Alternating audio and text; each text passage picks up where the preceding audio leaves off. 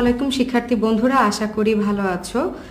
তো চলো আজকে আমরা সপ্তম শ্রেণীর বাংলাদেশ ও বিশ্ব পরিচয় সম্পর্কে পড়ব এবং আমরা এই মুহূর্তে সপ্তম শ্রেণীর ষষ্ঠ অধ্যায়টা দেখব এবং সেই আমরা ষষ্ঠ অধ্যায়ের যে বিষয়গুলো আগের একটা ক্লাস ছিল, ক্লাসটা যদি তোমরা দেখে থাকো তাহলে সেই ক্লাসে আমরা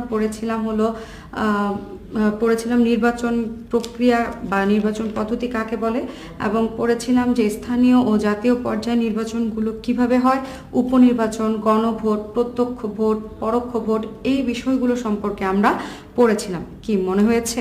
ঠিক আছে, এবার আমরা আজকে এখন এই মুহূর্তে যা পড়ব সেটা আমরা একটু দেখে নেব। খেয়াল করো, এখানে একটা ব্যালট বাক্স আছে, তাই না? তোমরা দেখে এখন যে কেউ বলতে পারবে এটা একটা ব্যালট পেপার, এটা একটা ব্যালট বাক্স। এবং এই বাক্সটার ঠিক এই পাশে দেখো নিচের অংশে কতগুলো সাইন দেওয়া আছে, দেখতে পেয়েছো? আচ্ছা, তো এবার কোনটাকে কি বলে আমরা সেই বিষয় সম্পর্কে একটু জানবো। আমরা যে সাইনগুলো দেখলাম বা চিহ্নগুলো দেখলাম এগুলোকে বলা হয় নির্বাচনী প্রতীক, এবং তার সাথে সাথে একটু আগে আমরা যেটা দেখলাম ব্যালট পেপার আর হচ্ছে একটা বক্স, এটাও কেউ না কেউ অনুমোদন দিয়ে থাকেন বা এটা নিয়ে কেউ না কেউ কাজ করেন। তো যারা এই কাজগুলো করেন, যারা এই প্রক্রিয়াটার সাথে সম্পূর্ণ প্রক্রিয়াটার সাথে সংযুক্ত, তারা কারা? তাদেরকে কি বলে? এটা হলো নির্বাচন কমিশন। আজকে আমরা যেটা পড়ব সেটা হচ্ছে নির্বাচন কমিশন, নির্বাচনের আচরণবিধি, নির্বাচনের প্রতিদ্বন্দ্বিতা, ভোট এবং ভোটাধিকার প্রয়োগ, এই বিষয়গুলো নিয়ে আজকে আমরা এখন জানবো এবং এই বিষয় নিয়ে আমরা এখন আলোচনা করব। তো আমাদের এই মুহূর্তে পাঠের যে অংশ, প্রথমে আমরা একটু জেনে নিব নির্বাচন কমিশন বলতে কি বোঝায়। নির্বাচন কমিশনটা কি? যে প্রতিষ্ঠান নির্বাচন কিভাবে হবে, হ্যাঁ, একদম সম্পূর্ণ প্রক্রিয়া, নির্বাচনের সম্পূর্ণ প্রক্রিয়ার সাথে সংশ্লিষ্ট থাকে এবং এই নির্বাচনের সকল কাজের দায়িত্ব পালন করে, তাকেই বলা হচ্ছে নির্বাচন কমিশন। এবং রাষ্ট্রপতি কর্তৃক মনোনীত একজন ব্যক্তি, একজন প্রধান নির্বাচন কমিশন থাকেন এবং কয়েকজন কমিশনার নিয়ে এই নির্বাচন কমিশনটা গঠন করা হয়। তো এদের অনেকগুলো কাজ আছে। আমরা যখন এটা পড়া শুরু করব তখন এর কাজগুলো ভেতর থেকে দেখে নেব। তো চলো আমরা দেখে নিই নির্বাচন কমিশনের কাজগুলো কি কি। আমরা একটু আগে যে বাইরে যেটা দেখলাম যে ballot paper ballot box ready করা, সেটাও কিন্তু নির্বাচন কমিশনের একটা কাজ, এবং তার সাথে সাথে আরও যে কাজগুলো আছে সেই কাজগুলো একটু দেখে নিব। একটা হচ্ছে ভোটার তালিকা প্রণয়ন এবং হালনাগাদকরণ। এখন অনেকের প্রশ্ন আসতে পারে হালনাগাদকরণ কি? আমরা সাধারণত আপডেট কথাটার সাথে পরিচিত, মানে সেটাকে পরিবর্তন করা, প্রক্রিয়া করা, সেটার সাথে আমরা পরিচিত, কিন্তু হালনাগাদকরণের সাথে আমরা অনেকটা পরিচিত না। তো আমি তোমাদেরকে জানাতে চাই যে আপডেট করা বা আমরা ওটাকে পরিবর্তন করা, সেটাকে আমরা বলতে পারি হালনাগাদকরণ। ভোটার তালিকা প্রণয়ন করবে এবং সেটাকে আবার যদি কোনো ভুল থাকে বা কেউ যদি এই 5 বছরের মধ্যে কেউ মারা যেতে পারে, হ্যাঁ, সেইটাকে আবার পরিবর্তন করা, এগুলোকে বলা হয় হালনাগাদকরণ। এবং সকল নির্বাচন ও উপনির্বাচন পরিচালনা করা, যত ধরনের নির্বাচন হবে সকল ধরনের নির্বাচন এবং উপনির্বাচনগুলোকে পরিচালনা করার দায়িত্ব কিন্তু নির্বাচন কমিশনের। নির্বাচনী প্রতীক বরাদ্দ করা, যতগুলো প্রতীক আছে, যে প্রতীকগুলো আমরা দেখলাম একটু আগে, সেই সবগুলো প্রতীকের বরাদ্দ দিয়ে থাকেন হচ্ছে নির্বাচন কমিশন। এবং নির্বাচনী এলাকায় সীমানা নির্ধারণ করা, কোন কোন এলাকাগুলোতে নির্বাচন হবে সেই এলাকাগুলোকে নির্ধারণ করা এবং সেই সব এলাকায় নির্বাচন অনুষ্ঠিত হয় বা নির্বাচন অনুষ্ঠিত করা। সারা দেশে ভোট কেন্দ্র স্থাপন করা, যেসব জায়গায় ভোট কেন্দ্র স্থাপন হবে সেগুলোকে চিহ্নিত করা এবং সেখানে ভোট কেন্দ্র স্থাপন করা।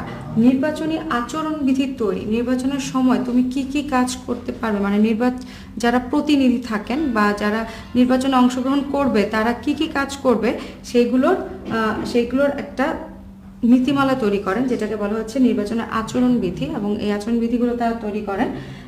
এরপরে যেটা আসে সেটা হলো ব্যালট পেপার মুদ্রণ করেন। ব্যালট বক্স প্রস্তুত করেন, এটুকু আমরা বুঝতে পেরেছি, এবং আচরণবিধি যথাসময়ে প্রয়োগ করেন। কখন এই আচরণবিধিটা প্রয়োগ হবে সেটা পরিস্থিতি বুঝে প্রয়োগ করা হয়। ভোট গ্রহণ করেন এবং ফলাফল প্রকাশ করেন। ভোট গ্রহণের পরে সেটা গুণে কে কত ভোট পেয়েছে সেই ফলাফল প্রকাশ করার দায়িত্বটা নির্বাচন কমিশনের থাকে। এবং নির্বাচনী বিরোধ নিষ্পত্তি করা, নির্বাচনের হওয়ার পরে অনেক সময় অনেক ধরনের মতবিরোধ বা অনেক ধরনের সমস্যা থাকে, অনেকে অনেক ধরনের অভিযোগ তোলে, সেই বিরোধগুলোকে নিষ্পত্তি করার দায়িত্ব কিন্তু নির্বাচন কমিশনের। এবার দেখো নির্বাচনী কি কি আচরণবিধি রয়েছে। একটা হচ্ছে মনোনয়নপত্র জমা দেওয়ার সময় কোনো প্রকার মিছিল করা যাবে না।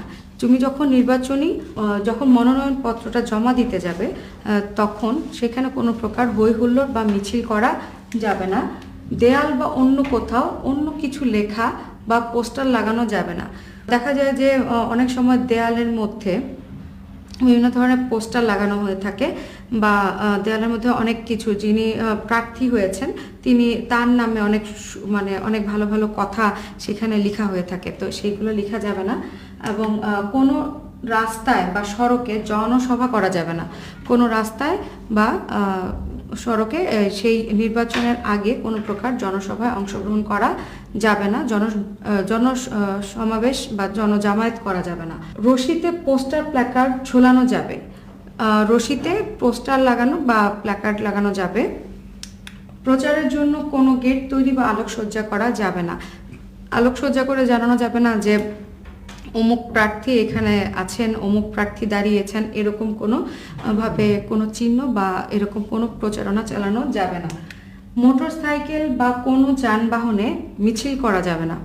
যাতায়াত করার জন্য অনেকগুলো মোটরসাইকেল একসঙ্গে রাস্তায় বের হয়ে গেল, তারা মিছিল করতে করতে বের হলো, এতে করে রাস্তায় যারা যাচ্ছেন বা রাস্তায় যারা চলাচল করছেন তাদের বিঘ্ন সৃষ্টি হয় এবং তারা অসুবিধা বোধ করেন, যার কারণে রাস্তায় কোনো প্রকার মোটরসাইকেল বা কোনো যানবাহনে মিছিল করতে করতে যাওয়া যাবে না। নির্বাচনী ক্যাম্পে ভোটারদের কোনো উপহার, খাদ্য বা পানীয় পরিবেশন করা যাবে না। নির্বাচনী যে ক্যাম্প থাকবে সেখানে কোনো প্রকার যিনি ভোটার তাকে কোনো প্রকার কি বলে যে সে যাকে ঠিক করেছে যে সে এই জায়গায় ভোট দিতে যাবে, এখন একজন যে তাকে চকলেট, পানি, কিছু খেতে দেয়, তো তার হয়তো বা মনে হতে পারে যে আরে এই লোকটা এত কিছু করতেছে, আমি এখানে ভোট দিব না, আমি ওখানে যে ভোট দিই। তার মানে তাকে কোনো প্রকার প্রলোভন দেখিয়ে তার তিনি যাকে ভোট দিতে চাচ্ছেন সেখান থেকে তাকে সরিয়ে আনা যাবে না, এটা নিষিদ্ধ। এবং এবার আমরা যেটা জানবো সেটা হচ্ছে ভোটাধিকারের যোগ্যতা। আমরা জানি যে আমরা যেহেতু নাগরিক, এবং একজন সুনাগরিকের গুণাবলী হিসাবে বা একজন সুনাগরিকের অবশ্যই তার বিচার বিবেচনায় যাকে যোগ্য বলে মনে হয় তিনি তার যোগ্য প্রার্থীকে ভোট দিয়ে জনপ্রতিনিধি হিসাবে নির্বাচিত করবেন। এবং এই জনপ্রতিনিধি নির্বাচন করার সময় অবশ্যই ভোটারের জনপ্রতিনিধি নির্বাচন করাটা কিন্তু ভোটারের অধিকার, কিন্তু কোন বয়সে সে ভোটাধিকার প্রাপ্ত হবেন সেটা আমাদের জানতে হবে, এবং কোন কোন বিষয়গুলো থাকলে বা কোন বিষয়গুলো তার মধ্যে বিদ্যমান থাকলে সে ভোটার হিসেবে যোগ্য হবেন। একটা হচ্ছে তিনি যদি যে দেশের নাগরিক তিনি যদি ওই দেশের ভোট দিতে যান তাহলে সে ঠিক আছে। যেমন সে বাংলাদেশের নাগরিক, আমি যদি বাংলাদেশের নির্বাচনের কথা বলছি তাই সুতরাং আমাকে বলতে হবে যে তাকে বাংলাদেশের নাগরিক হতে হবে। আরেকটা হচ্ছে তাকে 18 বছরের বেশি বয়সের হতে হবে। তার মানে 18 বছরের নিচে কিন্তু আমরা ধরছি শিশু, আর শিশুদের কিন্তু বিচার বিবেচনা কাজ করে না। সুতরাং সেক্ষেত্রে শিশুরা কোনোভাবেই ভোট দেওয়ার জন্য যোগ্য নয়।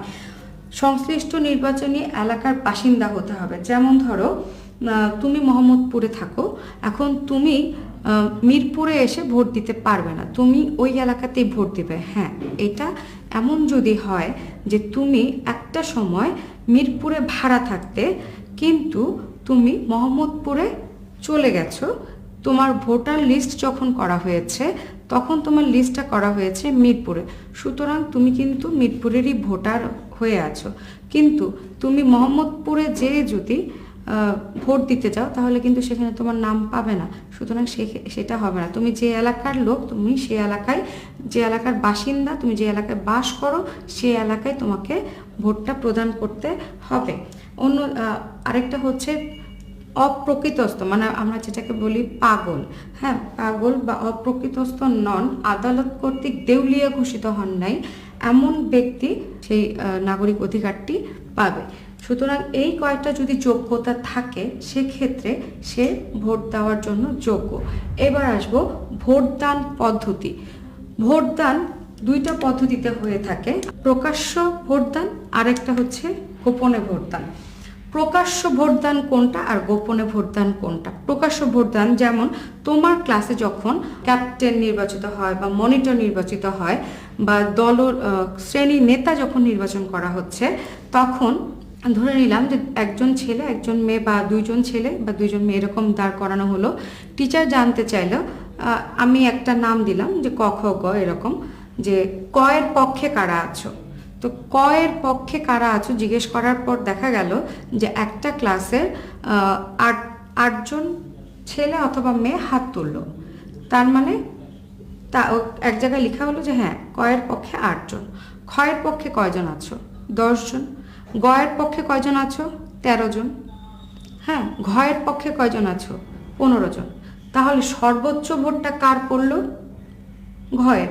এবার খেয়াল করো, যিনি সর্বোচ্চ ভোট পেলেন তিনি কিন্তু ফার্স্ট মনিটর হিসেবে নিযুক্ত হলেন। তার মানে এটাকে প্রকাশ্য ভোট বলে। আবার এটা কিন্তু হ্যানা ভোটও হয়, যে অনেক সময় দেখবা যে কোনো নিয়ম নীতিমা মানে আইন প্রণয়ন বা নীতিমালা প্রণয়নের ক্ষেত্রে সংসদেও কিন্তু এটা বলা হয় যে এই আইনের এই নীতির পক্ষে বা এই তথ্যটির পক্ষে কারা আছেন, হা বলুন। কয়েকটা দল বলে হা, আবার কয়েকটা দল বলে না। এই হা নাও কিন্তু একটা ভোট প্রদান প্রক্রিয়া। আবার গোপন ভোট প্রদান প্রক্রিয়া হচ্ছে আমরা যেভাবে ভোট কেন্দ্রে যাচ্ছি, আমার মনে আমি একটা কথা আছে যে আমার ভোট আমি দিব, যাকে খুশি তাকে দিব। তার মানে আমি ভোটটা কাকে দিব আমি কিন্তু কাউকে বলিনি, আমি যাকে ইচ্ছা তাকে ভোটটা প্রদান করতে পারি। এটা হচ্ছে গোপন ভোট। আচ্ছা, ভোটদান পদ্ধতি এরপরে যেটা আসছে যে সেটা হলো যে আমাদের নির্বাচনের প্রতিদ্বন্দ্বিতার নিয়ম আসছে, যে নির্বাচনে কিভাবে তুমি একজন নির্বাচনে প্রতিদ্বন্দ্বী হতে চাও, সেক্ষেত্রে তোমাকে কি কি কাজ করতে হবে এবং কোন কোন ক্ষেত্রে তুমি নির্বাচনে প্রতিদ্বন্দ্বী হতে পারবে। প্রথম কথা হচ্ছে যে অবশ্যই তাকে বাংলাদেশি হতে হবে এবং তাকে এদেশের নাগরিক হতে হবে। যে কোনো ব্যক্তি নির্বাচন কমিশনে নিবন্ধিত হতে পারে বা যে কোনো রাজনৈতিক দলের পক্ষে বা নির্দলীয় হিসাবে কিন্তু প্রতিদ্বন্দ্বিতা করতে পারে। আর বাংলাদেশের নাগরিক তো অবশ্যই হতে হবে এবং এই প্রার্থীকে নির্দিষ্ট বয়সসীমার মধ্যে হতে হবে। যেমন জাতীয় নির্বাচন, উপজেলা, জেলা নির্বাচন, এইসব ক্ষেত্রে 25 বছর, কমপক্ষে 25 বছর হতে হবে। এবং সে যে দেউলিয়া নয়, অপ্রকৃতস্থ নয়, সে যদি দেউলিয়া হয় বা অপ্রকৃতস্থ হয় সেক্ষেত্রে নির্বাচনের প্রতিদ্বন্দ্বিতা সে করতে পারবে না।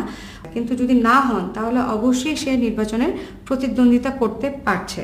এবং সরকারি চাকরিতে যদি সে কর্মরত থাকে সেক্ষেত্রেও সে অবস্থায় সে নির্বাচনের প্রতিদ্বন্দ্বিতা করতে পারবে না। তো এখন চলো আমরা দেখে নিব আমাদের মূল্যায়নগুলো।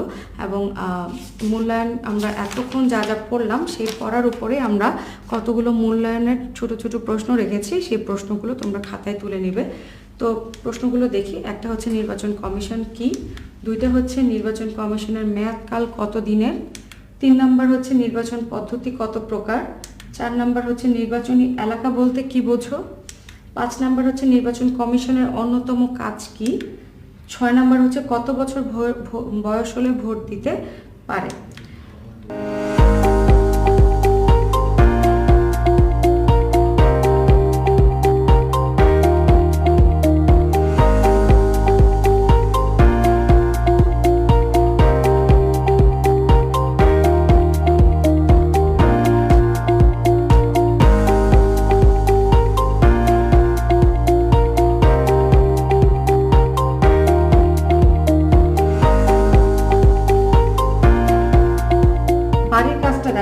নির্বাচন সুষ্ঠুভাবে পরিচালনার জন্য কি কি মেনে চলতে হবে।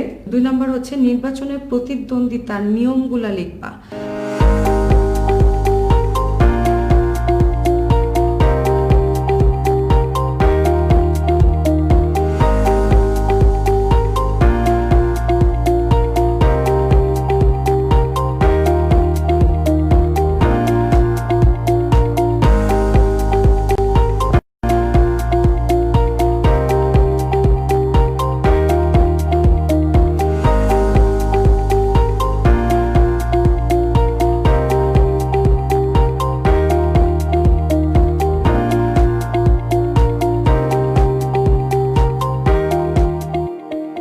তো এই হচ্ছে তোমাদের আজকের বাড়ির কাজ, এবং তার সাথে সাথে আজকে তোমাদের বাড়ির কাজের সাথে সাথে আজকের এই ক্লাসটার আমি সমাপ্তি ঘোষণা করছি, এবং তার সাথে সাথে আমাদের 6ষ্ঠ অধ্যায়ের সমাপ্তি ঘোষণা করছি। এবং এইটার একটা সামারি বা সংক্ষিপ্ত আমি বলে দিই। আমরা আজকে যা পড়লাম সেটা হলো নির্বাচন কমিশন পড়েছি, যারা নির্বাচনের বিষয়গুলো নিয়ে বা নির্বাচন কিভাবে পরিচালিত হবে এবং নির্বাচন পরিচালনায় কি কি কাজ করতে হবে, তারিখ নির্ধারণ করা, ব্যালট বাক্স নির্ধারণ করা, কেন্দ্র নির্ধারণ করা, মানে নির্বাচনের সাথে সংশ্লিষ্ট যারা আছেন তারাই হচ্ছে নির্বাচন কমিশন। এবং এই নির্বাচন কমিশনকে নিয়োগ দেন 5 বছরের জন্য রাষ্ট্রপতি, এবং এই রাষ্ট্রপতি নিয়োগ দেন একজন প্রধান নির্বাচন কমিশনারকে, এবং তার সাথে একজন কাউন্সিলর নিযুক্ত থাকেন। তো এই কাউন্সিলর, এই নির্বাচন কমিশন কতগুলো আচরণ বিধিও তৈরি করে, এবং আচরণ বিধিগুলো আমরা দেখেছি। এবং যদি কখনো নির্বাচনে প্রতিদ্বন্দ্বিতা করো তাহলে অবশ্যই আচরণ বিধি লক্ষ্য করে প্রতিদ্বন্দ্বিতা করবে, এমন কোনো কাজ করবে না যেটা আচরণ বিধির লঙ্ঘন হয়। একজন সুনাগরিক হিসেবে বা একজন একজন নাগরিক হিসেবে, বাংলাদেশের একজন সুনাগরিক হিসেবে গড়ে ওঠার জন্য আহ্বান জানিয়ে আজকের মতো তোমাদের এই ক্লাসটি আমি সমাপ্তি ঘোষণা করছি। তার সাথে সাথে এই ক্লাসটি যদি পুনরায় দেখতে চাও কিশোর বাতায়নে